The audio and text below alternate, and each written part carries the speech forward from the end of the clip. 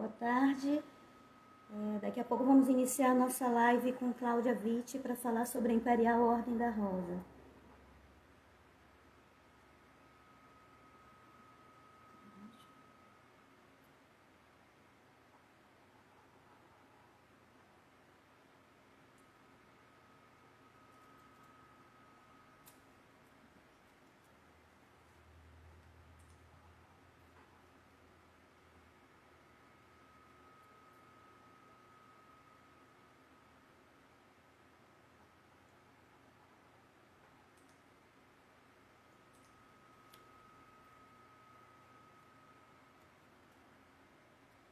Cláudia.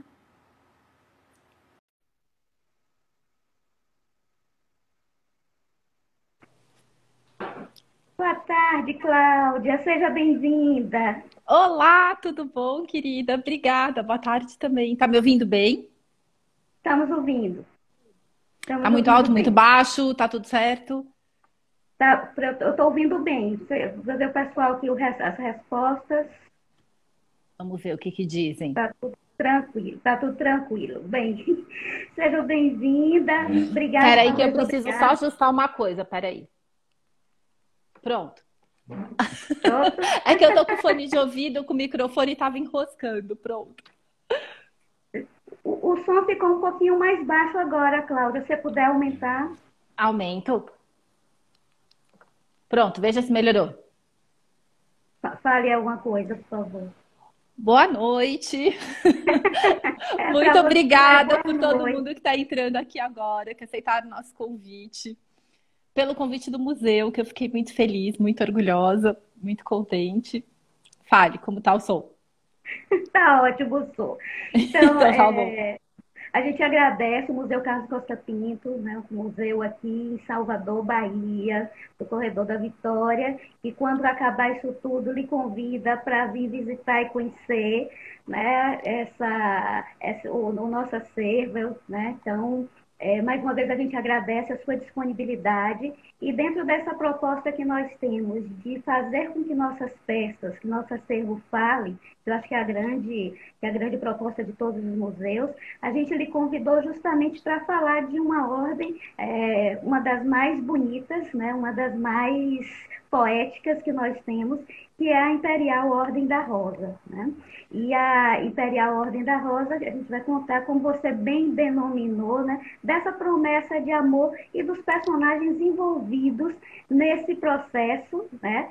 E que a gente vai dar um pouquinho essa voz desses personagens que tornaram possível e que estão memorados dentro desse objeto, desse singelo objeto. Esse exemplar que a gente postou e que a gente traz a foto, como você bem, infelizmente a gente não pode trazer a peça ao vivo e a cores, né, por conta, Maravilhosa.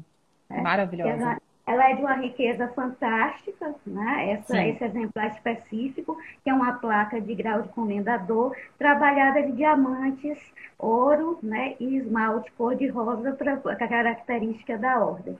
Então, claro, vamos contar um pouquinho dessa história desses personagens que estão eternizados nessa linda ordem que o Museu Carlos Costa Pinto possui. Obrigada pelo convite mais uma vez. Você sabe, quando a gente começou, eu comecei a organizar as coisas aqui para falar o que eu ia mostrar, eu falei, gente, eu não conheço esse museu, que vergonha. E aí eu comecei a pensar, quando que eu estive na Bahia? Faz 21 anos, e foi na minha lua de mel. A gente vai aqui falar de casamento e foi muito engraçado, porque meu sonho era conhecer a Chapada Diamantina. Então nós fomos para a viagem de lua de mel para a Chapada Diamantina e na volta passamos por Salvador. Mas foi muito rápido. Então tá na hora de voltar, com certeza, passando tudo isso, já tá nos planos. E agora tem um motivo ainda melhor, que é para a gente se conhecer pessoalmente e conhecer o acervo do museu, que é riquíssimo, tem tantas peças. Eu estava estudando um pouco, vendo as coisas, tem muitas, muitas peças interessantes. Mas enfim, já que estamos no tema casamento, tá me ouvindo bem? Estamos ouvindo, estamos ouvindo. E que Então tá bom. amanhã, né, eu queria que você pontuasse que o casamento, Pois é. Então, eu falei, hoje é o dia 1º de agosto, a gente está exatamente entre duas datas muito interessantes, porque ontem foi 31 de julho, foi o aniversário de Dona Amélia, que ela nasceu em 1812. Então, no ano em que ela se casou com Dom Pedro I, 1829, ela estava completando 17 anos. E 2 dias depois, que é a data de amanhã, que é 2 de agosto, foi o casamento dela já na cidade de Munique, por procuração, em que os diplomatas, então, brasileiros representaram o imperador. E foi engraçado porque a mãe dela estipulou que ela teria que ter pelo menos 17 anos para se casar. E o Dom Pedro concordou e falou: tá bom, então ela faz 17 que dia? 31? Então tá ótimo. Então 2 de agosto já tá valendo, ela já casa. E já 4 de agosto já embarca e já vem para o Brasil. Aquele ritmo dele de não temos tempo a perder. E aí foi interessante quando eu comecei a ver essa questão da Ordem da Rosa. A gente sabe, ela foi instituída para lembrar o casamento, né, de Dom Pedro com Dona Amélia. Foi a terceira e última ordem criada durante o Império Brasileiro. A gente só teve 3 ordens durante o Império. A primeira foi aquela live maravilhosa que vocês fizeram semana passada com Paulo Resutti, falando sobre a primeira, que foi justamente a instituição do Império Brasileiro com a independência em 1822, e que então, na sagração e coroação de Dom Pedro, foi instituída a primeira ordem, a Ordem do Cruzeiro. A segunda ordem foi um pouco depois, em 1826, que é a Ordem de Pedro I, que o Debré chama de Ordem do Dragão, porque tem a Serpe, né, da dinastia de Bragança, que foi a segunda, que foi instituída pelo reconhecimento da independência. E era praticamente um presente para cada nação, conforme ela fosse reconhecendo a independência do Brasil. Quase que só chefes de Estado estrangeiros receberam essa ordem. Ela é das mais raras que existem hoje no mundo. Até porque estão em coleções de palácios, governos, enfim. E a terceira ordem que foi instituída foi justamente a Ordem da Rosa, em 1829, pelo casamento de Dom Pedro I com Dona Amélia de Leuchtenberg. E aí, conforme eu fui organizando as coisas para contar sobre essa ordem, eu falei, meu Deus, isso aqui está virando uma coisa meio iconoclasta, porque eu comecei a listar tudo, são lendas que, conforme eu fui estudando a documentação, não se comprovam. E aí eu falei, meu Deus, acho que eu tenho uns 6 mitos para derrubar nessa história da Ordem da Rosa. Porque tem coisas que às vezes são escritas em determinado momento. Por exemplo, no começo do século XX tinha muito gênero de romance histórico. Então você tinha autores que escreviam um romance histórico e aí aquilo acaba ficando como uma lenda que depois vai sendo retomada e os próximos autores vão repetindo. E aí os próximos repetem, repete. Quando você vai ver, aquilo virou verdade. E quando você vai ver, mas quem que escreveu isso a primeira vez? Cadê a fonte? Não tem fonte. Alguém inventou e todo mundo repetiu. E foi repetido à exaustão até que virou verdade. Então, por exemplo, a primeira coisa que levou assim, décadas para ser desconstruído foi a ideia de que teria sido o Debré quem fez a Ordem da Rosa. Como foi o Debré que fez as outras, que fez a bandeira, que fez todos os desenhos de construção desse primeiro momento, do primeiro reinado, então foi o Debré.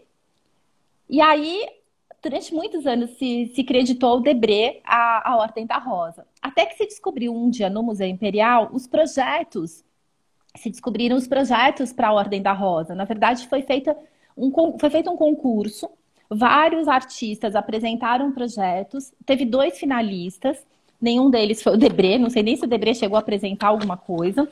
Deixa eu até mostrar aqui que eu tenho os projetos. E não sei se vocês vão conseguir ver. Esse aqui foi o primeiro projeto que foi feito pelo Pézerat. O Pézerat era o arquiteto do Dom Pedro I. Ele fez o palacete da Marquesa de Santos, ele tinha um projeto para fazer um palacete em Petrópolis, que seria sido o Palácio da Concórdia. Ele era um dos favoritos de Dom Pedro. E como a gente vê, nenhum desses modelos ganhou. E tinha um outro francês no Rio de Janeiro nesse período, que era o Eugênio de La Michelerie. E ele apresentou 3 diferentes projetos, que foram esses 3. A gente vê que são todos muito bonitos e que o terceiro, esse que está sozinho embaixo, acabou sendo o que ganhou. Ele é muito parecido com a Ordem da Rosa que a gente conhece, finalista. E aí, então, por esses documentos que estão no Museu Imperial, a gente descobre, então, que, na verdade, foi o La Michelerie quem fez o projeto. Quem tem, olha eu aqui fazendo propaganda, quem tem o livro do Paulo, Paula. Na página 18 do caderno de imagens, ele reproduziu os documentos do Museu Imperial, contando sobre essa história da Ordem da Rosa. Então, as pessoas que têm o livro dele têm esses projetos. Às vezes a gente não percebe, né? Passa batido, mas isso está reproduzido. Então, esse foi o primeiro grande mito, não foi o Debré, foi esse La Michelerie, que depois não fez mais nada de muito significativo e acabou passando despercebido pela história. Então, por isso, acho que ele não recebeu tantos créditos. Bom, segundo mito, foi a história de que Dom Pedro teria ficado deslumbrado quando Dona Amélia chegou, visto as rosas do vestido dela, e aí, inspirado nas rosas do vestido, então ele criou a Ordem da Rosa. História linda. Porém, o vestido dela era branco. Não tinha rosa nenhuma. Eu achei os originais do costureiro em Paris, onde ele foi encomendado. Tem a descrição do vestido. Ele era branco. Tinha bordados em prata e 0 rosas. Oh, então não foram as rosas do vestido. Aí, outro problema. Se ele tivesse se inspirado nas rosas do vestido, não teria dado tempo de ficar pronto. Porque o decreto da criação da ordem dá a data do casamento. Porém, a gente sabe que esses projetos já tinham sido encampados, vamos dizer assim, com antecedência. São de 12 de setembro os projetos já prontos. Então, isso é de setembro. Ele teria visto a rosa em outubro? E em setembro ele já tinha encomendado? Quer dizer, não bate, né? Nem o vestido, nem a data. Aí vem uma outra história que então ele se inspirou nas rosas que ela usava no cabelo, no retrato da apresentação. Bom, eu fui atrás do retrato da apresentação já há muito tempo. E existe este retrato da apresentação, que está hoje em Queluz, que foi feito e enviado para ele, em que efetivamente tem 2 rosas no cabelo. Porém, o retrato chegou no Rio de Janeiro dia 7 de outubro, praticamente 10 dias antes dela chegar. Também não dava tempo, porque os projetos são de setembro. Então, esse retrato não é. Porém, foi feito um retrato anterior a este, que talvez ela tivesse uma rosa no cabelo. E aí, então, isso poderia ter sido a inspiração para a ordem. E essa é a única teoria que a gente consegue imaginar. O dia que a gente descobrir, se Deus quiser, esse retrato perdido, o primeiro, que foi feito em abril, aí pode ser que isso se confirme, né? Que foi o que chegou em junho, no final de junho, para ele. Aí eu ouvi também já uma história de que ela estaria usando flores de topázios cor-de-rosa. Eu estudei as joias da família. Ela nunca teve topázios cor-de-rosa. Inclusive, a gente vê até nessa tela do Debré, isso é um detalhe, né, da tela grande. Ela estava usando esmeraldas verdes. E aí vem toda essa questão da cor, do cor-de-rosa e do verde, que é o próximo mito que, infelizmente, eu não consigo comprovar de jeito nenhum. Essa história de que a cor dela preferida era o cor-de-rosa e que, então, chegando no Rio de Janeiro, tudo estava engalanado em cor-de-rosa. Eu pego todas as documentações e tudo me diz que estava tudo muito enfeitado de verde. O verde e o amarelo eram as cores do Brasil. O verde era a cor da dinastia Bragança. O amarelo era a cor da dinastia Habsburgo. Tinha detalhes em dourado por todo lado, obviamente. Mas a cor predominante não era a cor da Leopoldina, era a cor do Pedro. Era uma nova dinastia que estava se formando. Então, o que prevalecia ali era o verde dos Braganças, não tanto o amarelo. E aí você vê, o uniforme dos militares era verde, decoração era verde, as plumas das damas eram verdes, todos os detalhes eram verdes. E a própria Dona Amélia encomendou no enxoval dela 2 vestidos de gala verdes, e trouxe esmeraldas, que são pedras verdes. Então a gente vê que ali predominava o verde. E as pessoas punham colchas nas janelas para a passagem dela, coloridas, da cor que você tinha. Ninguém tinha comprado uma colcha rosa para ocasião, você punha a colcha que você tinha. Lugar nenhum me aparece o cor-de-rosa. Aí eu fui ver a decoração do palácio, que foi toda encomendada. Tudo verde. Tudo verde. Verde com detalhes em dourado. Então, assim, o cor-de-rosa não aparece. E eu falei, mas da onde surgiu essa lenda de que o rosa era a cor preferida e daí todo mundo se vestiu de rosa e eu não acho cor de rosa em lugar nenhum? Aí eu achei um livro que conta a história do Rio de Janeiro e que menciona que com a criação da Ordem da Rosa, porque a ordem não era só a ordem, né, assim, aqui, pequenininha, não era só a ordem que se usava na lapela. Além da ordem, você tinha uma faixa com a cor daquela ordem. Então, por exemplo, a primeira ordem, que era a Ordem do Cruzeiro, ela tinha uma faixa azul. Porque o azul é a cor do céu da constelação do Cruzeiro do Sul, que justifica o cruzeiro. Então, a banda, que é como chama essa faixa, era azul. Todo mundo via de longe e sabia, aquele sujeito tem uma condecoração do cruzeiro porque está usando uma faixa azul. Se a pessoa usava uma faixa verde, era o verde dos Braganças, era o verde da Ordem de Pedro I. Então, a faixa era verde. E a Ordem da Rosa, obviamente, a faixa era rosa, rosa e branca. E como aquilo foi muito bonito, muito romântico, as pessoas se encantaram com o rosa, aí sim o rosa se tornou moda. E aí a gente tem relatos de que as pessoas começaram, então, a usar o cor-de-rosa, assim, se enfeitar de rosa e usar faixas e laços e fitas cor-de-rosa, a ponto de esgotar no comércio do Rio de Janeiro tudo que tinha daquela cor. E aí as pessoas queriam ter uma Ordem da Rosa, mas aquilo não era para quem queria, era para quem podia. Então, inclusive tinha um custo para isso, né? mais Quem recebia que era responsável por fazer. E às vezes as pessoas se enganam, né? Pensam, não, tome a ordem pronta. Não, você tinha o direito de fazer a ordem. E aí você tinha de arcar com esse custo, né? Exatamente. Não só isso, tinha que registrar no cartório, que já era um primeiro custo, e a Ordem da Rosa era cara. A gente vê em relação a outras coisas de cartório da época, registrar a Ordem da Rosa era cara, e quanto mais alto o grau, mais caro, proporcionalmente. E depois você tinha que mandar fazer aquilo. E aí, claro, ia do bolso de cada um.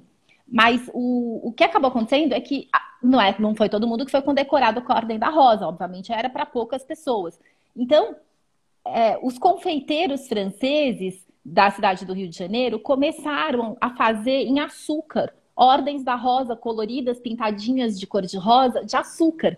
E as pessoas, então, nem comiam o tal do enfeite, porque era uma coisinha de patisserie, eu imagino, não sei, não consegui figura disso. Mas começou a ser moda as pessoas encomendarem para os confeiteiros franceses, que era esse mercado de luxo, era basicamente francês, e eles estavam muito encantados com uma imperatriz que era meio francesa, porque por parte de pai ela era francesa. Então, tanto que o comércio do Rio de Janeiro francês mandou fazer iluminações, arcos, as coisas mais bonitas que foram feitas para o casamento, foi justamente financiado, bancado pelos comerciantes franceses, porque eram eles que movimentavam esse mercado de luxo. Chapéus, luvas, louças, cristais. Eles importavam a maior parte das coisas da Europa, praticamente tudo, e revendiam com selo deles muitas vezes. Mas era um mercado de luxo que, com uma nova imperatriz francesa trazendo as últimas modas, certamente daria uma movimentação para eles. Eles estavam felicíssimos. E aí criaram as tais das Ordens da Rosa de Açúcar. Mas, num primeiro momento, a gente não tem essa informação de que a cidade estava toda em cor de rosa para a chegada dela. A cidade estava toda em verde. Essa foi a informação que eu achei. Uma pena essa sua desconstrução, que a história é tão poética, né? Olha, minha filha, você ficar muito tempo comigo, acaba rapidinho esse romantismo. Porque a gente vai estudando os documentos, as fontes, e aí você começa a ver que teve muito esse romantismo do começo do século XX. As duas primeiras biógrafas de Dona Amélia, praticamente as únicas até hoje, foram duas senhoras, uma em 1927, uma em 1947, que publicaram romances quase sobre ela. O primeiro, praticamente um romance, o segundo, uma biografia, mas também um pouco romanceada. Então tem esse tom da época, que hoje, praticamente 100 anos depois, né, de 1927 para 2020, a gente não pode mais, infelizmente, ir no embalo do romance. A gente tem que ter documento. Claro, é a nossa função, e o museu também está aberto para pesquisa, né? Infelizmente, a desconstrução é necessária para trazer o resgate histórico, né?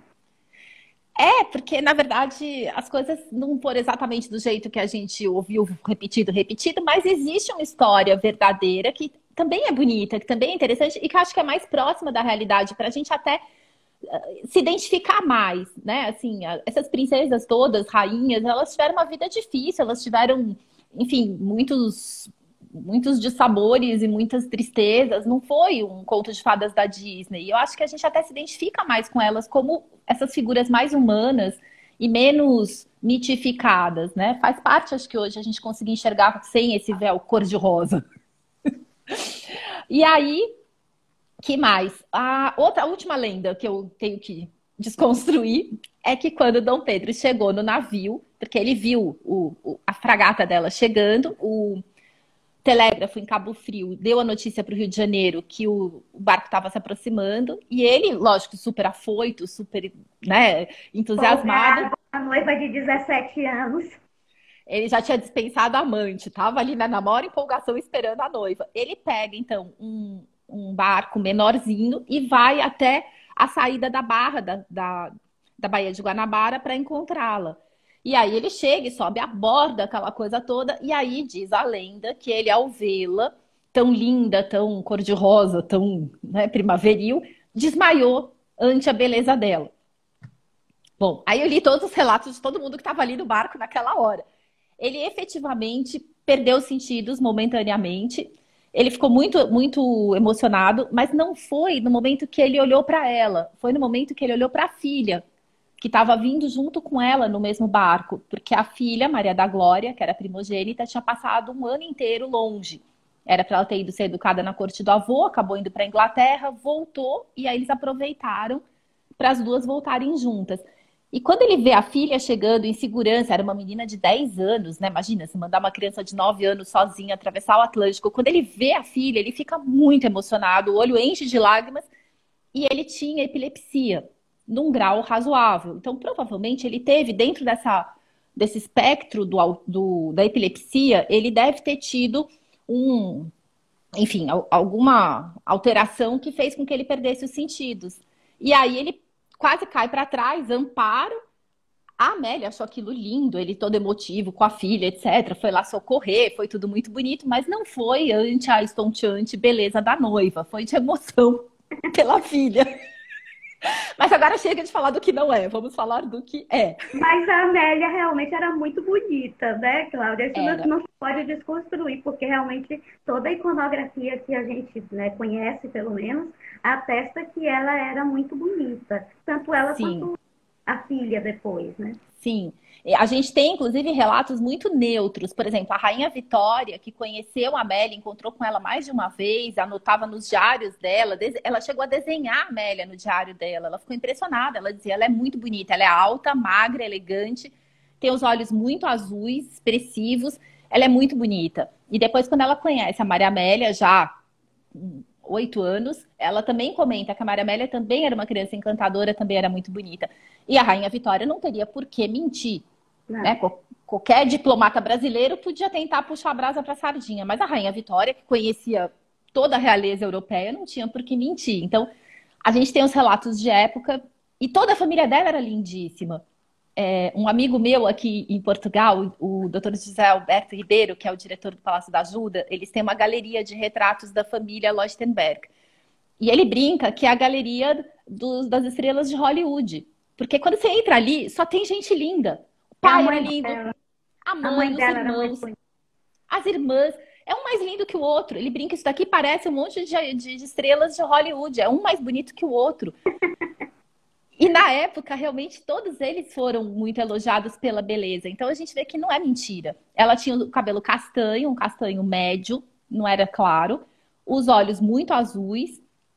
E até é engraçado, porque nesse retrato do casamento do Debré, muita gente me pergunta, mas ela tá loira na litografia, como assim? E na verdade, é porque provavelmente quando o Debré entregou o livro dele com as litografias para serem aquareladas, passaram a mensagem que era uma princesa alemã. E aí, dentro do clichê, se a alemã é loira. E fizeram ela loira. Mas ela não era loira, ela tinha o cabelo castanho e os olhos muito azuis. Eu acho que até o contraste fazia com que, né, fosse mais interessante. Ela efetivamente era muito bonita, isso não tem como desconstruir. A gente tem todos os relatos. E agora, da onde veio essa história do lema? Porque a ordem, não sei se eu consigo tirar a minha aqui para mostrar. Eu coloquei hoje a minha ordem da rosa para me exibir, obviamente, porque eu acho ela muito linda, mas também para poder mostrar, eu uso ela como pingente. É muito pequena, realmente, não dá para ver. Mas quando a gente vai fazer a postagem e no própria chamada, dá para se ver, né? A ordem tem uma legenda, né? Então, na verdade, Então, mas é que essa minha, ela não é igual à sua. Ela não é. Eu sou só a Cláudia, né? Eu não sou o Museu Costa Pinto. Então, a minha é pequenininha. Mas o que dá para ver, não sei se dá para ver, a gente tem os dois lados. Essa minha tem dois lados. Então, ela tem um lado que diz amor e fidelidade e o outro lado que diz Pedro e Amélia. E aí, de Tenho. um lado, você tem o P e o A, né? Que é o monograma deles entrelaçados. E do Uhum. outro lado, você tem a data do jeito que o Dom Pedro escrevia. Então, é 2 de agosto de 1829, porque foi a data do casamento por procuração em Munique. E essa era a data que ele tinha certeza para poder mandar fazer em setembro. Ele não Claro. sabia o dia que ela ia chegar. Ela podia atrasar a chegada, então não ia bater. E é interessante a gente colocar para a maioria das pessoas não sabe, né? Que a princesa já vinha casada por segurança, né? Então, o casamento era muito formal, na verdade, era até os representantes, às vezes as pessoas nem estavam presentes, os representantes, só para formalizar realmente essa aliança, né? Porque viajar sem a segurança do casamento, já pensou, atravessa o Atlântico, chega aqui, não quero mais não, tchau, volte, não Não, ia não dar só isso. Se ele morresse nesse meio tempo, também. ela sai da Alemanha, vai até o Brasil, chega lá, o imperador morreu. Ela perdeu tudo. E pode ter algum problema durante a viagem, pode ter um naufrágio, pode ter Sabe? sei lá, enfim, era perigoso. Tanto que se fazia até o testamento antes da partida. A gente conhece por aquele filme da Maria Antonieta, esse ritual de uma princesa sair de um país e entrar no outro, em que ela, quando sai da Áustria para ir para a França, tem que entregar até o cachorro, né? Que é uma coisa traumática. Traumático. Graças a Deus com a Amélia não foi assim, já foi no século seguinte.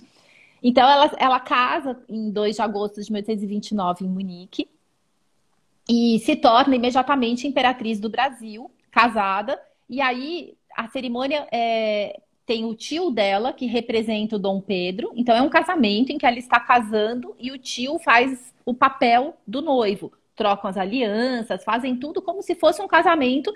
E o tio dela representa o Pedro. Quando acaba a cerimônia, o tio então a entrega para os diplomatas brasileiros e ela muda de sala no palácio. E aí na nova sala, ela já é brasileira. Ela já abriu mão de todos os direitos que ela tivesse eventualmente na Baviera e ela então se torna imperatriz do Brasil. E aí os diplomatas todos então beijam a mão dela, e tem todo o primeiro cerimonial ela já imperatriz. E ela viaja para o Brasil já imperatriz, já com toda a etiqueta de corte brasileira. Comida brasileira, assim, já é tudo. Ela já está no Brasil. A partir do momento que ela entra no navio, ela já está no Brasil. É o aprendizado da língua, né, que a gente pensa é uma coisa, né, complicada, ainda mais que, né, a língua nativa dela. Não, eu acho que não. Esses príncipes, essas princesas, eles aprendiam desde cedo muitas línguas. A família dela tinha vivido muitos anos na Itália. A mãe dela falava muito bem italiano. Ainda tinha pessoas na corte que tinham vindo com eles da Itália. A língua materna no palácio deles era francês. A Amélia falava muito bem alemão, mas a língua materna era francês. Francês é uma língua latina. Então, do francês para o português, e eles tinham aulas de latim, que dá uma base para todas as línguas latinas. Eu vejo a correspondência dela em pouco tempo, ela já escrevia muito bem em português. E ali você percebe que eles tinham uma base muito boa. Então, a língua não deve ter sido exatamente um problema, embora ela tenha sempre falado francês com Dom Pedro. Era a língua entre eles. Ele falava muito Era bem língua francês. civilizada, né? Era a língua da corte. E até para os filhos também, né, se acostumarem a se comunicar em francês, porque eles iriam casar em outras cortes e precisariam dominar o francês. A língua universal. Era o inglês da época, né? É, E era o que eles falavam. Imagina, uma princesa da Rússia casava com o rei da Inglaterra. Tinha que ter uma língua franca, era o francês. uma via de comunicação. Cláudia, tem uma pessoa perguntando esse quadro atrás de você, se é Dona Amélia. Por coincidência. Então, eu não sei se dá para ver, vou tentar levantar um pouquinho. Tem 2 litografias atrás de mim. Uma é a Amélia com a Maria Amélia e a outra é o casamento. Obviamente, isso não são óleos, não são quadros originais, são litografias aquareladas, né? E uma é ela com a filha, já em 1838, e a outra é a cena do casamento de 1829. Aqui em casa, tudo é Amélia. E breve, Cláudia vai lançar esse livro tão esperado da biografia da Dona Amélia. Você lançou Amei. agora um sobre Dona Maria da Glória, né? Aí. Aliás, aliás, eu estava reparando hoje, aqui, não sei se vai dar para ver, ela está usando uma Ordem da Rosa. Ah, Esse retrato foi feito em 1829, logo que ela voltou para o Brasil, e ela está já condecorada com uma Ordem da Rosa. Mas o que eu queria contar é sobre essa história justamente desse lema que aparece na Ordem da Rosa, amor e fidelidade. E a ideia da rosa. um lema lindo, uma promessa maravilhosa. Ainda mais Então, por quem, né? mas você sabe que, na verdade, a gente vê essa história do amor e fidelidade e a gente lê a primeira camada, que é a ideia do amor e da fidelidade conjugais, que é o que a gente imagina. É um noivo prometendo amor e fidelidade no sentido de ser fiel a ela como ele não foi a primeira mulher, né? Basicamente. Essa é a leitura da promessa que ele está fazendo para ela enquanto nova imperatriz e esposa.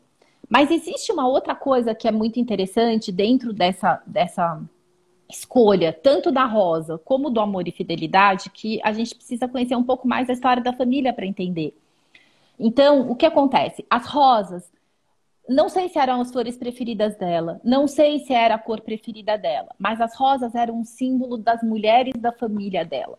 Porque a Josefina, que tinha sido a imperatriz dos franceses, segundo esposa do Napoleão, ele foi o segundo marido dela, esposa do Napoleão, a imperatriz Josefina tinha um filho do primeiro casamento, chamado Eugênio.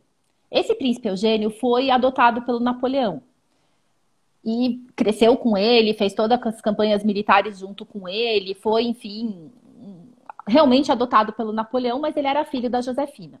E a imperatriz Josefina, ela adorava rosas. Ela tinha um jardim com as rosas mais incríveis do mundo inteiro reunidas no palácio dela da Malmaison, perto de Paris.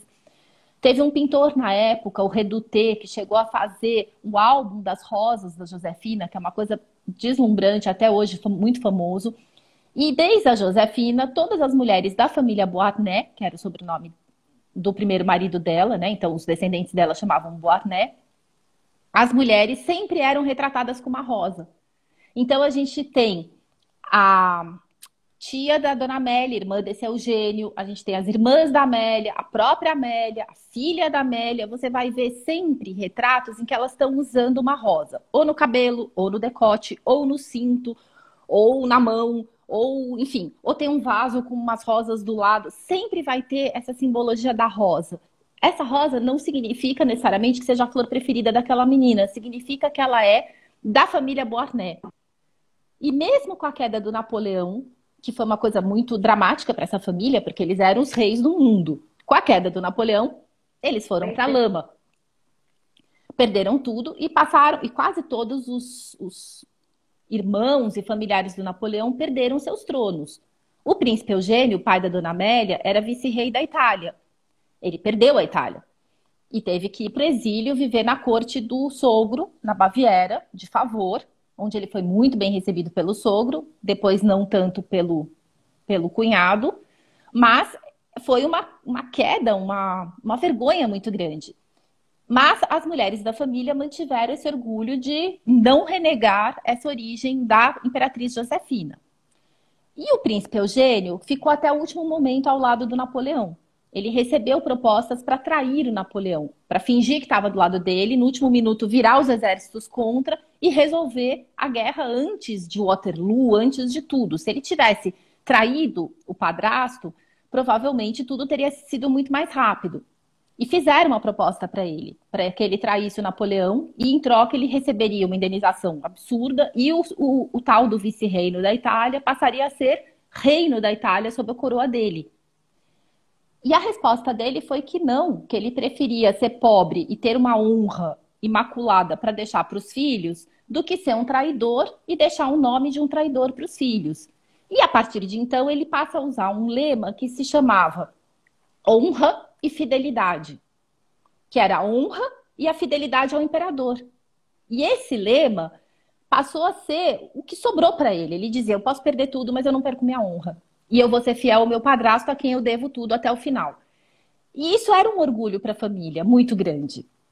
Então, o que aconteceu? Quando Dom Pedro se casou com a Dona Amélia, ele sabia de tudo isso, obviamente, e esse era o calcanhar de Aquiles daquela família. Eles tinham muito orgulho dessa ascendência da Josefina, tinham orgulho dessa posição, dessa atitude do príncipe Eugênio, mas eles não tinham nem status nem reconhecimento nas cortes da Europa. Eles eram, na verdade, o que sobrou, né, do Império do Napoleão. Quando o Dom Pedro cria essa Ordem da Rosa, e ele coloca 18 rosas em volta, lindas, maravilhosas, esmaltadas, ele está aludindo a Josefina. No século XIX, todo mundo sabia. Aquelas rosas eram uma alusão a Josefina. E o lema, amor e fidelidade, é muito parecido com honra e fidelidade. Então, ele estava praticamente dizendo para Amélia, olha, eu sei qual é a sua ascendência, eu aceito e eu homenageio. E não só isso, mas ele fez várias homenagens nesse sentido. Ele mandou publicar no Rio de Janeiro livros contando as campanhas do príncipe Eugênio. Ele mandou fazer busto do Napoleão. Napoleão tinha expulsado praticamente a família real portuguesa de Portugal. Na hora que ele homenageia o Napoleão, ela fica completamente assim, encantada com a delicadeza dele. Ela menciona isso depois no futuro em correspondência, que isso foi assim, ele conquistou ela ali. Na hora que ele homenageou a avó com as rosas e o pai com o lema, foi uma mensagem para ela. Tá tudo certo, né? Porque por parte de mãe, ela era da família Wittelsbach, que era uma dinastia antiquíssima, super bem conceituada, não tinha o que falar. Mas ela não era descendente direta do rei da Baviera, ela era sobrinha. Então a ascendência principal dela, do pai, era napoleônica. Na hora que ele homenageia essa ascendência da Josefina e do príncipe Eugênio, ele está aceitando essa família. E isso foi muito tocante para ela. Então, essa mensagem que a gente não percebe da Ordem da Rosa foi uma mensagem para ela. E que ela percebeu, porque ela comenta isso na correspondência, que ela ficou muito emocionada. Então, muito mais do que ser as flores preferidas dela, era essa honrar a família paterna dela, que era tão mal vista na Europa. E aí tem uma terceira camada nessa história da Ordem da Rosa, do amor e fidelidade, em que a gente vê... Espera aí que eu vou tentar achar aqui o texto do decreto. Então, no dia em que foi lido pela primeira vez o decreto de criação de instituição da Ordem da Rosa. Foi um texto que Dom Pedro e o Chalaça redigiram juntos e que diz o seguinte: querendo perpetuar a memória do meu faustíssimo consórcio com a princesa Amélia de Leuchtenberg e Eichstätt, eram os títulos dela na Europa, por uma instituição útil que, assinalando esta época feliz, a conserve com glória na lembrança da posteridade, hei por bem criar uma ordem militar e civil, blá blá blá, na qual são admitidos beneméritos nacionais e estrangeiros, que se distinguirem por sua fidelidade à minha augusta pessoa e por serviços feitos ao império. Então, aqui ele fala de fidelidade e de amor no sentido patriótico. Então, é fidelidade ao império, ao imperador, e amor à pátria. Então, para quem recebe a Ordem da Rosa, aquilo não é uma coisa romântica, como ele fez para a esposa. É o amor e a fidelidade no sentido da pátria. Então, a gente tem essas três camadas, que eu acho muito bonito. É um marido prometendo amor e fidelidade para a esposa, é essa questão da família e é essa coisa cívica para quem recebe a ordem. Então, eu acho isso assim mais profundo do que a gente consegue, às vezes, perceber num primeiro momento. Com certeza, né? E mais uma vez esclarecendo para a maioria das pessoas, isso só é conseguido essa leitura através da pesquisa, né? No caso da sua pesquisa, porque usualmente um visitante que vai visitar, que não sabe a contextualização da peça, vai passar provavelmente só essa primeira camada do amor e fidelidade, e aí vão até discutir, né, porque todo mundo conhece pelo menos a fama de Pedro, né, e aí vai ficar complicado, né, mas a gente até acredita que nesse lado também ele se empenhou nesse momento, né, dessa relação. Ó, Cláudia! Ele se esforçou. Não, eu acho que Eu acho que assim, num primeiro momento, realmente ele estava imbuído dos melhores sentimentos, ele tinha uma boa intenção, ele estava realmente, né, assim, enfim, tentando. Tentando, porque até estava numa situação também complicada por conta desse momento que ele tinha acabado de romper com a Marquesa, e ela estava, né, se não me engano, estava grávida nesse momento, né, o Resulte fala disso, e estava numa situação muito delicada. E estava chegando Oi, uma noiva. Oi, oi, oi, que peraí, tá meu aí. coração, a gente tá com um problema que tá dizendo que eu tô sem bateria. Eu botei para carregar, não sei por que não tá carregando. Você me dá um segundo? Então, Que eu, a gente vai conversando com o público enquanto tá, você eu vou ver resolve. se eu consigo colocar para carregar. Me dá só um segundo, desculpa, só um segundo. Não, problema tranquilo, acontece na live. Então, é só para a gente pontuar e rememorar um pouquinho, né? Nossa Imperial Ordem da Rosa é essa. O museu possui 22 exemplares da Imperial Ordem da Rosa. Como a gente está vendo, a Imperial Ordem da Rosa é uma ordem comemorativa do segundo casamento do nosso imperador Dom Pedro I com Dona Amélia de Lostenberg. E dentre esses 22 exemplares que o Museu Carlos Costa Pinto possui, esse que a gente escolheu a imagem para fazer o convite e tudo, é a mais bonita, é a mais rica, a mais esmerada em trabalho, que ela é toda com diamante e lapidação brilhante, e é uma placa do grau de comendador. Infelizmente, a gente não tem a Não documentação vejo. com relação a ela pertenceu, mas a gente sabe que era de alguém que foi Não agraciado consigo ver. com o grau de comendador. Né? E o interessante, o que a gente está trazendo hoje para a discussão, é justamente essa questão da história por trás da ordem, das pessoas que são memoradas. Sabe? Porque bem no centro da ordem, como Cláudia falou, tem um monograma PIA, Pedro e Amélia. E essa legenda que ela está discutindo também, que é a questão do amor e da fidelidade. Então, na verdade, todos os objetos contam histórias e a pesquisa proporciona, como essa pesquisa riquíssima de Cláudia, proporciona a gente entender melhor esse objeto, Não, no caso que a gente está fazendo, que é o da Imperial Ordem da Rosa. Eu não vou entrar na câmera. eu não consigo ver. Não dá para ver nada que tá, porque E tá Cláudia ainda na está tela, não resolvendo aparece. o problema, então Bom, o que a teoricamente tá isso. gente Obrigada. vai lembrar, a maioria dessas ordens, né, como a gente falou, eram distribuídas por questões de honraria, como são ordens honoríficas, que a gente discutiu com o Paulo Reducci na semana passada, a questão da Imperial Ordem do Cruzeiro, e a Imperial da Ordem da Rosa traz esses dois personagens tão especiais, que é Dom Pedro I e Dona Amélia.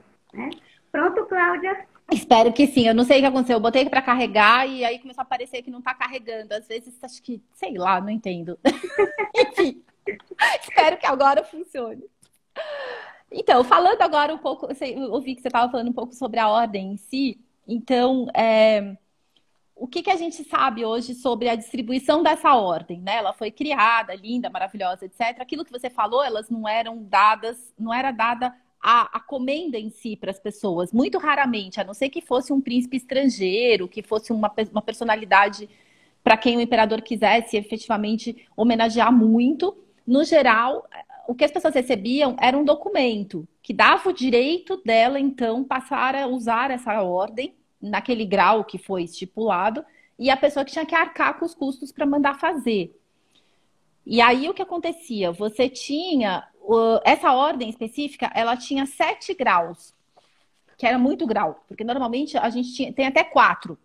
Essa tinha 7. Então você tinha, não sei se vai dar para ver aqui, eu consegui esse desenho. A primeira é a ordem de cavaleiro, que é uma pequenininha, que é a primeira, que é a mais simplesinha. Depois passava para essa daqui, que é a de oficial. Depois a gente vinha para a número 3, que é a de comendador, que é essa com a coroa, que era muito bonita. E depois vem essa de dignitário, que é a que tem os dois lados. E essas eram as que eram distribuídas. Então, o que acontecia? Você, por exemplo, vamos imaginar, o Dom Pedro II, que foi quem mais distribuiu a Ordem da Rosa durante todo o reinado dele. Ele se hospedava na casa de alguém durante uma viagem. Ele dava uma ordem de cavaleiro. Se ele voltasse naquela casa, e tem que imaginar que aquilo tudo dava trabalho, né? E Era um custo, né? a comitiva inteira, tinha que ter a melhor louça, o melhor cristal, tinha que ter comida, tinha que ter todo um gasto e um empenho. Claro que tinha o lado do status, que aquela família ter recebido o imperador fazia com que ela fosse daquela região a mais, enfim, mais importante. Mas aquilo tinha um custo. E como é que o imperador podia agradecer para aquela pessoa?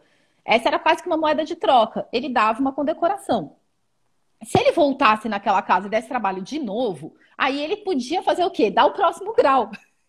Então, ele podia voltar várias vezes, porque ele tinha muitos graus para dar. E aí também ele podia fazer uma diferença, por exemplo, um príncipe que se casava com uma pessoa da família, uma pessoa que fosse um funcionário na corte muito importante, ele podia dar primeiro uma ordem e depois ele subia aquele grau conforme a pessoa continuava se empenhando. Então ele tinha uma margem de manobra, vamos dizer assim. Então esses eram os primeiros 4 graus que são praticamente todos que a gente conhece e que a gente vê hoje aparecendo em leilões, às vezes, em coleções.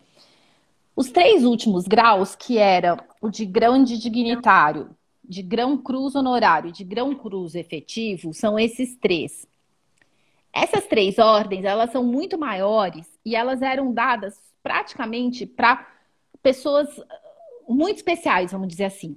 Então, ou era alguém dentro da família, por exemplo, o irmão da Dona Amélia, que foi feito Duque de Santa Cruz, o príncipe de Joinville, que se casou com a princesa Francisca, irmã de Dom Pedro II, o Conde de, que se casou com a princesa Isabel. Então, eles recebiam essas condecorações no mais alto grau, porque eram da família. E aí, hoje, eu estava preparando as coisas para hoje, para nossa conversa, e eu tive a colaboração de um pesquisador, de um colecionador que estuda essa questão de medalhística já há muitos anos, que é o Dr. Francisco Lemo. E ele me contou algumas coisas muito interessantes. Ele falou, olha, em geral as pessoas falam que são só as pessoas da família e o Duque de Caxias que receberam esse grau máximo da Ordem da Rosa. E não é verdade, porque além das pessoas da família, a gente teve também o Pasteur, por exemplo, na França. Ele recebeu, o Dom Pedro II fez questão e entregou para ele a condecoração, não só o decreto, claro, que não faria sentido.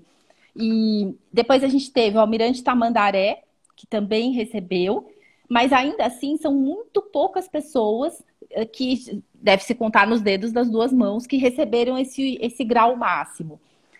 Mesmo os outros 2 anteriores são muito, muito raros. Mas o que diferencia uma ordem da outra quando a gente analisa? Por exemplo, essa minha é uma coisa de metal esmaltado, né? Isso daqui normalmente passava uma fita, deveria ter uma fita de chamalote rosa para pendurar. E isso daqui era a ordem, vamos chamar básica, que as pessoas mandavam fazer e que era o básico. Então tinha um estatuto, né, que delimitava o tamanho, que definia quantas Não era rosinhas. aleatório, tinha as regras de confecção. Isso tudo é muito documentado, realmente. Tinha todo, né, assim, um manual de como que aquilo podia ser. Da E tinha identidade visual, que a gente chama hoje, o manual de identidade visual, né? E tinha algumas casas que tinham, que podiam fazer isso, eram ourives que estavam habilitados. Então, por exemplo, a gente vai ter em Paris uma casa, a gente vai ter no Rio de Janeiro, vai ter, assim, alguns ourives que são habilitados para poder fazer a Ordem da Rosa. E aí, o que o Francisco Lemo me explicou hoje que eu não sabia, é que as pessoas que tinham mais posses e podiam, elas mandavam fazer 2 ordens. Uma simplesinha, como essa, que era só de metal e esmalte, que era para os dias de pequena gala. O que era o dia de pequena gala? Era assim, o imperador chegava de viagem, tinha um beijamão, era uma pequena gala. Era, sei lá, Páscoa, Natal, uma festa religiosa, era pequena gala. Então eles iam com essa ordem básica. Quando era um dia de grande gala, as mulheres usavam suas melhores joias, suas melhores roupas, os homens punham seu uniforme todo engalanado e quem podia tinha uma ordem especial para esse dia, que era feita com pedras, não era só o metal. E aí ia de novo do bolso de cada um. Podiam ser minas novas. Minas novas eram as pedras que foram descobertas que não eram diamantes, mas que eram incolores e brilhavam. Então, por exemplo, Fazia o efeito do diamante sem ser, né? O É, genérico. o genérico. A gente não pode falar em bijuteria porque eram gemas. Não, Então, que são pedras de são qualidade, pedras mas naturais. Por exemplo, topázio, tem um topázio transparente, certos quartzos que são muito bonitos. Então, eram pedras naturais, mas que eram chamadas de minas novas, que não eram diamantes, esmeraldas, safiras, rubis, as pedras mais nobres. Eram as pedras, vamos dizer, de segunda categoria, mas que faziam um efeito. Então, a pessoa podia mandar fazer uma ordem toda cravejada de topázios transparentes, por exemplo, em colores, e dava um efeito. Agora, quem realmente podia, fazia a sua ordem cravejada de diamantes para usar só nos dias de grande gala. Então, essa ordem que vocês têm é dessas raríssimas, valiosíssimas, especialíssimas, porque ela é toda cravejada em diamantes verdadeiros e ainda com a lapidação, né, que a gente vê excepcional. Então, essa é uma peça muito rara, porque ela é dessas que são só para os dias de grande gala, que não era todo mundo que se dava ao trabalho de mandar fazer. Olha, eu tenho aqui o nome das casas que ele me passou hoje. Então, que legal. tinha Lemaitre Halley, em Paris, a Casa Roth, em Viena, e o Victor Rene, no Rio de Janeiro. Desculpa, Hesse. E essa casa do Rio de Janeiro, todos eles tinham um estojo enfim, um emblema daquela casa, porque era quase que um certificado também, porque só algumas pessoas podiam fazer aquilo. E hoje, quando você procura num leilão, numa coisa assim, e consegue uma peça que venha com a fita, porque em geral a fita se esfarelou do tempo, e que venha no estojo original, ela pode chegar a valer muito mais do que só a peça simples, porque ela é mais autêntica do que só a medalha em si. Porque é muito raro, o tecido normalmente se desfazia. É. Mas aí, assim, uma coisa interessante que eu esqueci de contar foi que no dia que Dona Amélia chegou, que o Dom Pedro foi lá, né, recebê-la fora da barra, etc., ela teve que dormir no navio, porque era o protocolo que as pessoas chegavam e tinham que dormir a primeira noite para dar tempo de todo mundo se preparar para o desembarque no dia seguinte. Aí no dia seguinte, antes dela desembarcar e de ser a bênção nupcial e de ser a festa do casamento, etc., o Dom Pedro foi a bordo do navio e colocou nela a primeira ordem da rosa. Então ela recebeu a primeira condecoração, ele fez questão que fosse ela receber. E ela recebeu, obviamente, o grau máximo, que é um que vem acompanhado de um colar. E o colar tem as iniciais, né, o monograma P e A, e tem as rosinhas também no colar. E esse é o mais raro de todos. A gente só tem notícia de 4 que tenham sobrevivido até hoje. Esse dessa foto é o que está na Suécia, que foi dela. É o tal que ela recebeu. Então, esse postal, essa foto é da coleção da Suécia. Que hoje, né, muitas coisas que foram dela acabaram ficando com a irmã. Então, fazem hoje parte do Tesouro Real da Suécia. Então, a gente sabe que essa ordem da rosa foi a primeira que foi distribuída. E aí, no desembarque dela, nesse dia 17 de outubro, que foi o dia do casamento, depois da bênção nupcial, teve uma recepção. E ali, então, foi lido pela primeira vez o decreto, foi distribuído, né, para várias pessoas, foram distribuídos para várias pessoas, então, essa comenda, o documento, enfim. E as pessoas que foram agraciadas nesse primeiro momento é muito interessante, porque foram principalmente as pessoas que participaram das negociações do casamento. Então, o Marquês de Barbacena, o comandante do navio que a trouxe, que era o Conde de Souzel, o Visconde de Pedra Branca, apesar de estar em Paris, ele recebeu lá em Paris a comenda. Pessoas que estavam envolvidas com essas negociações do casamento. E o que eu acho muito bonito, Dom Pedro fez questão de mandar uma condecoração para a preceptora da Dona Amélia, a pessoa que a educou. Então, esse reconhecimento da educação, de quem foi responsável pela educação da minha esposa, merece essa condecoração. Eu acho isso muito bonito, assim, essa preocupação. O próprio Napoleão também tinha feito isso com a preceptora da mãe dela, quando a mãe dela se casou com o enteado dele, com o príncipe Eugênio. Ele também fez toda uma homenagem para a preceptora que tinha educado a mãe. Então, eu acho bonito eles terem essa preocupação de reconhecer a importância de quem educou aquela princesa, né? E, claro, a família e tudo isso. E aí, um pouco de números. A gente tem, durante o primeiro reinado de Pedro I, que na verdade foi muito curto, né? Porque foi só de 1829 a 1831, o período que ele distribuiu ordens da Rosa, porque a ordem foi o casamento em outubro de 1829 e em abril de 1831 ele já abdicou. Então foram exatamente 18 meses.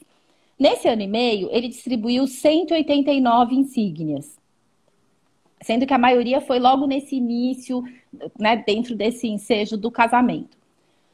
Dom Pedro II distribuiu 14.284 ordens da Rosa ao longo de um reinado também de quase 50 anos, né?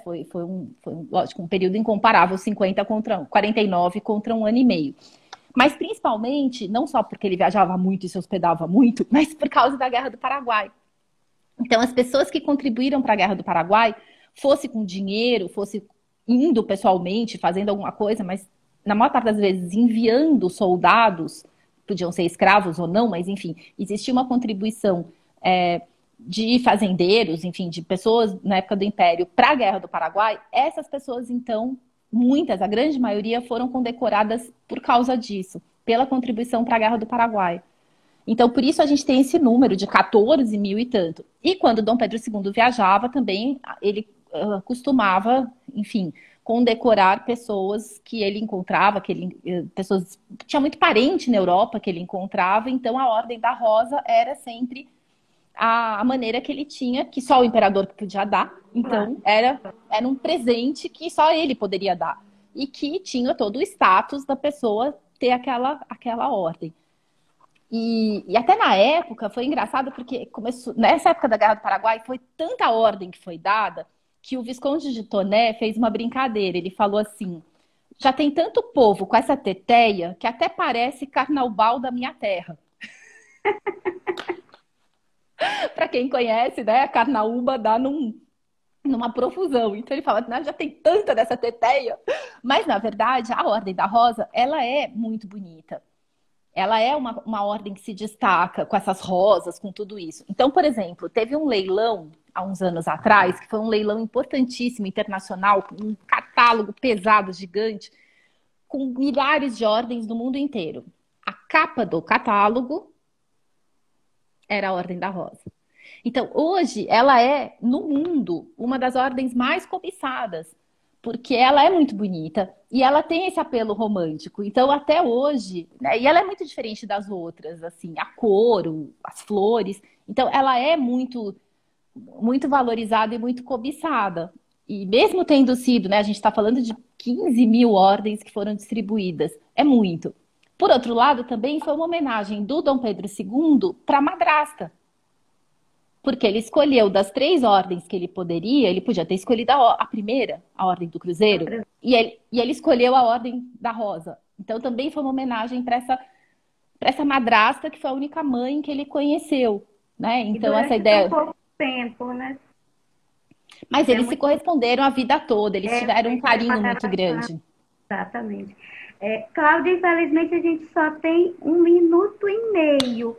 Então, eu queria que você tentasse finalizar isso, a gente não perdeu. Não, eu me empolgo toda vez que eu começo a falar da Amélia. Eu só queria agradecer mesmo a oportunidade da gente contar a história por trás da peça, né? E deixar as pessoas curiosas para irem conhecer essa ordem específica tão linda, tão única, para a gente, enfim, poder, assim que possível, estar aí em Salvador e se ver pessoalmente e ver essa ordem tão linda. Eu não consigo ler as mensagens e responder, então, infelizmente, eu não tenho acesso a elas. Desculpa a todo mundo que está mandando, eu só vejo os corações. Eu anotei algumas coisas, a maioria das pessoas está perguntando quando é que você vai lançar o livro, né? Mas depois... Assim que possível. Eu também estou louca para que ele fique pronto. A expectativa. Obrigada. Simone, super obrigada. Parabéns pela iniciativa de divulgar as peças, de convidar as pessoas. E espero que logo, logo a gente possa ver tudo ao vivo e a cores. Com certeza. Então, mais uma vez, em nome do Museu Carlos Costa Pinto, a gente agradece a sua participação, a participação de todos.